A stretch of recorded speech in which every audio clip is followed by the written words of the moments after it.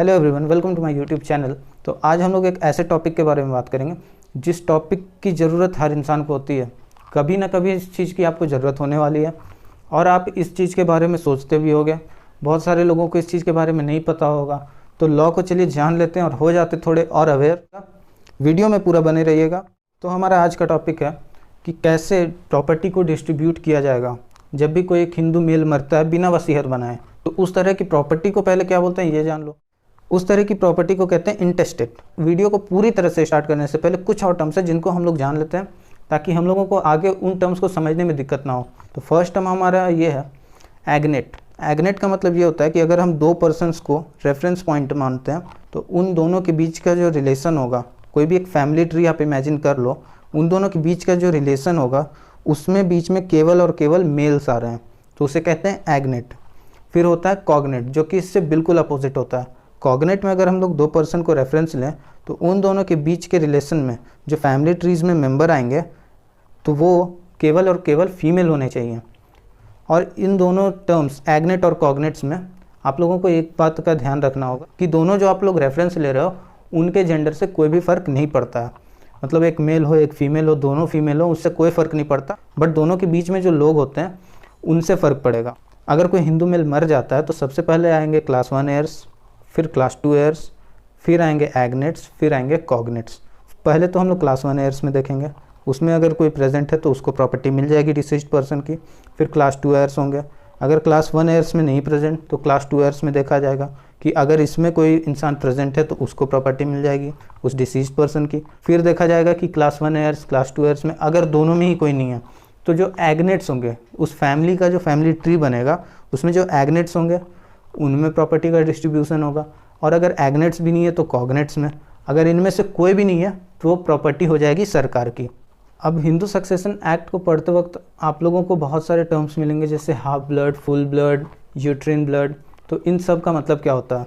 Full blood relation मतलब ये होता है कि अगर दो इंसान हैं, दोनों के एक ही माता पिता हैं, मतलब उन दोनों के पिता भी एक है माता भी एक है, तो वो हो गया फुल ब्लड का रिलेशन। अब हम लोग देखते हैं हाफ ब्लड कैसे होता है। जब दो इंसान हैं, उन दोनों के पिता एक हैं मगर माताएं अलग अलग हैं, तब वो होगा हाफ ब्लड का रिलेशन। ऐसा बहुत सारे केसेस में होता है जब डिवोर्स हो जाते हैं या फिर जब वाइफ मर जाती है, उस वक्त में ऐसे सारे केसेस में होता है कि हाफ ब्लड का रिलेशन बन जाता है दो लोगों के बीच में। उसके बाद आता है uterine blood. Uterine blood half blood से डायरेक्टली अपोजिट है, उसमें पिता एक थे, इसमें माता एक है। अब हम लोग देखते हैं प्रॉपर्टी का डिवीज़न कैसे होगा क्लास 1 एयर्स में। तो क्लास 1 एयर्स में कौन लोग आते हैं ये सब बहुत ही आसानी से आप लोग याद कर सकते हो। अगर मेरे बताए हुए एग्जाम्पल्स को लो, इस तरीके को आप अपनाओ तो इससे बहुत आराम से याद कर सकते हो और आपको कभी कोई दिक्कत होने वाली नहीं है। जैसा कि यहाँ पे बात हो रहा है डिसीज्ड हिंदू मेल का, तो आप खुद को वो मान लो। अब आपके नीचे कौन कौन लोग हैं आपके साथ? फर्स्ट तो आप देखोगे कि आपकी माँ, आपकी पत्नी जो विडो हो गई, अब आपके फिर बच्चे, बेटा बेटी दोनों, ठीक है। तो इतने लोगों का होता है पहला हक। उसके बाद इसमें कुछ स्पेशल कंडीशंस हैं। स्पेशल कंडीशन ये क्या होते हैं? अगर उस इंसान के मरने से पहले उस इंसान का कोई भी बच्चा मर गया, या फिर वो सन मरा या फिर वो डॉटर मरी, तो फिर उसके अंदर आने वाले उसके बच्चों का क्या होगा? देखो, हिंदू प्रॉपर्टी का डिस्ट्रीब्यूशन जो होता है वो पोता पोती तक ही नहीं, पर पोता पर पोती तक चला जाता है। इसलिए इसको आराम से समझ लो, कोई दिक्कत नहीं आने वाली। पहले तो आप लोग ये जान लो, अगर उसकी माँ जिंदा है, उसकी एक पत्नी है, उसका एक बेटा एक बेटी है, कितने लोग हैं यहाँ पे? 4 लोग हो गए, एक माँ एक पत्नी एक बेटा एक बेटी, और भी बेटा बेटी हो सकते हैं। अब यहाँ पे क्या होगा कि यहाँ पे 4 हिस्से होंगे प्रॉपर्टी के, 1 2 3 4। अब जो 4 हिस्से हो गए प्रॉपर्टी के, मगर अगर उसकी बेटी मर गई पहले, उसके मरने के पहले ही मर गई उसकी बेटी, तो क्या होगा? तो वो जो 1/4 ही बट रहा है सब में, उसकी बेटी का भी 1/4 पार्ट होगा।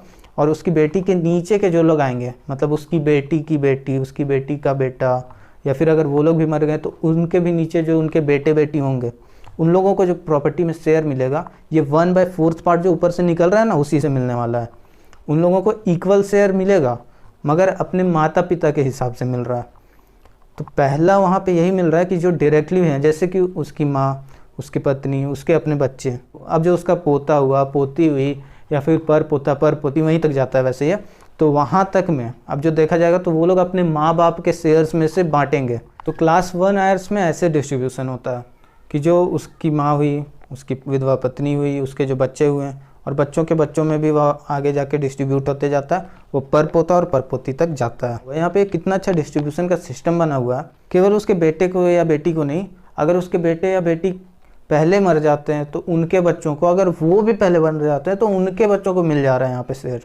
मगर एक बात का हमेशा ध्यान रखना कि उनको अपने माता पिता के शेयर में ही मिलेगा। वो जो पोता पोती परपोता परपोती है ना, उनको अपने माता पिता के शेयर में से ही हिस्सा मिलेगा। तो क्लास 1 आयर्स यहाँ पे ख़त्म होता है। और अब देखते हैं क्लास 2 आयर्स वो क्या है। अब क्लास 1 आयर्स अगर प्रेजेंट नहीं है, अगर कोई इंसान मरा, क्लास 1 आयर्स में देखा जा रहा है कि कोई भी नहीं है। अगर कोई है तो उससे सारी प्रॉपर्टी मिल जाएगी, मगर अगर कोई भी नहीं है तो फिर क्या होगा, वो प्रॉपर्टी क्लास 2 आयर्स में जाएगी। अब क्लास 2 आयर्स में है क्या कि 9 कैटेगरीज बना दी गई है। तो कैटेगरी नंबर 1 में अगर कोई है तो उससे सारी प्रॉपर्टी मिल गई, अगर वो नहीं है तो फिर उसमें कैटेगरी नंबर 2 देखा जाएगा। कैटेगरी नंबर 2 में जो लोग हैं, अगर वो हैं वहाँ पे प्रेजेंट तो उनको मिल जाएगी, अगर वो भी नहीं है प्रेजेंट तो कैटेगरी नंबर 3, ऐसे करते करते कैटेगरी नंबर 9 तक देख लेंगे। अगर उनमें से कोई भी नहीं है तो फिर ये एग्नेट्स को देखा जाएगा, एग्नेट्स भी नहीं मिले तो कॉग्नेट्स को देखा जाएगा, या फिर अगर कोई भी नहीं मिल रहा है तो सीधे प्रॉपर्टी चली जाएगी किसके पास, आपको बता चुका हूँ मैं, वो प्रॉपर्टी जाएगी सीधे सरकार के पास में। अब देखते हैं क्लास 2 आयर्स में कौन कौन आते हैं। तो इसमें कैटेगरी नंबर 1 है, वो रिजर्व्ड है फादर के लिए। कोई इंसान अगर मरता है, क्लास 1 आयर्स में लोग प्रेजेंट नहीं है, क्लास 2 आयर्स में अगर जाती है बात, तो सबसे पहले उसके फादर होते हैं उसके प्रॉपर्टी के हकदार, मतलब कि उसके फादर को मिलेगा वो प्रॉपर्टी, अगर वो जिंदा है तो। अगर वो जिंदा नहीं है तो इसमें आती है कैटेगरी नंबर 2। कैटेगरी नंबर 2 में 2 सब कैटेगरीज हैं। पहला है कि जो उसका बेटा होगा, उसकी जो बेटी होगी, मतलब जो उस इंसान की, मरने वाले इंसान की जो पोती होगी, उसके बेटे या बेटी को मिलेगा। अगर वो लोग नहीं हैं तो फिर किसको मिलेगा, तो वो जो इंसान मर गया उसके भाई को मिलेगा या उसकी बहन को मिलेगा। थर्ड कैटेगरी में यही है कि जो इंसान मरा है उसकी बेटी के बेटे के बच्चों को मिल जाएगी, या फिर उसकी बेटी की बेटी के बच्चों को मिल जाएगा। ये जो बच्चे मैं बोल रहा हूँ लास्ट में, मतलब उसके ऊपर के जो भी लोग हैं, उनके माता पिता वो अब नहीं रहे दुनिया में, तभी उनको जा रही प्रॉपर्टी। फोर्थ कैटेगरी ये कहता है कि जो मरा है उसका भतीजा भतीजी इनको मिल सकता है, या फिर उसके भांजा या भांजी को मिल सकता है। फिफ्थ कैटेगरी ये कहता है कि जो इंसान मरा है और उसके फादर भी नहीं रहे मगर उसके दादाजी हैं या दादी हैं, तो उनके पास जाएगा। सिक्स्थ कैटेगरी में ये है फादर्स विडो और ब्रदर्स विडो, मतलब अपने पिता की विधवा या फिर भाई की विधवा को वो प्रॉपर्टी मिलेगी।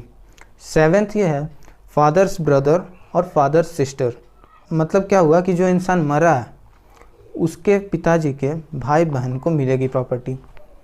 आठवां नंबर ये है कि मदर्स फादर और मदर, मतलब नाना नानी तक जाएगी प्रॉपर्टी। और नौवां कैटेगरी, फाइनल कैटेगरी ये है कि माँ के भाई बहन को जाएगी, मतलब कि मामा को या मौसी को जाएगी प्रॉपर्टी।